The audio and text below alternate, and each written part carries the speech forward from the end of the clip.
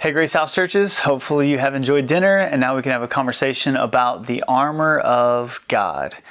So 6.5 chapters, who we are in Christ, what that means for us and the way we live. Now we're realizing there's principalities and powers and influences coming against the good news and the good life.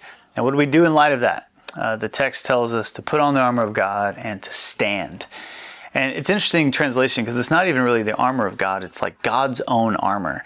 And for these few verses, Paul is quoting Isaiah 59. Like most of the things he's saying are calling back to this messianic warrior king who was prophesied about. And so the message here is like, you're not the warrior, it's not your armor, but we have one who's been prophesied. Wear his armor, live under his reign, follow his leadership and victory. So that's the starting point, is we're standing in the victory of Christ, wearing Christ as our shield.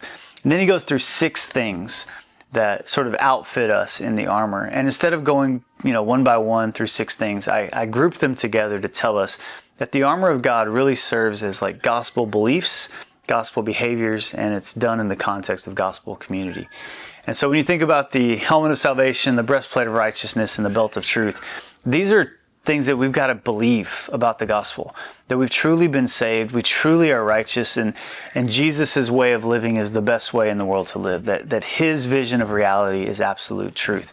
And so the war is aligning ourselves with his truth in our mind and our thoughts and our inward self, that we've got to believe these truths. And secondly, gospel behaviors, which means we don't just believe we're righteous, we actually live righteously. We don't just believe truth, we live truth. And so I told you to get out of environments where your behavior is being challenged, to flee, to be Forrest Gump. We're not the K-pop demon hunters. We're fleeing from temptation. We're resisting and we're standing. And so we need to be guarded by integrity, by truth-telling, by righteous living, not just righteous beliefs. And if we have that, if we live in Christian boringness, discipline, moving forward faithfully like Christ, we'll be protected by the armor of God.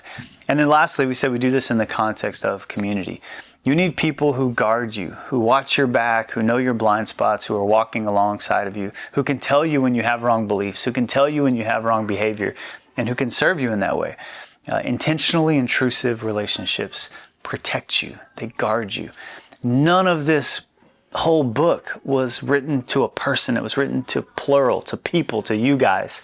And so we do this as a church. And so I hope that as you have this conversation, you can be honest about lies you're believing, behaviors that you're living that are outside of the context of the gospel, and how you're doing walking in community. Because if you do this, if you honor the meaning of this text, and you have beliefs and behaviors and community, you will be protected from the devil. And that's great news for us. So be kind to each other. Have a fun conversation about the armor of God.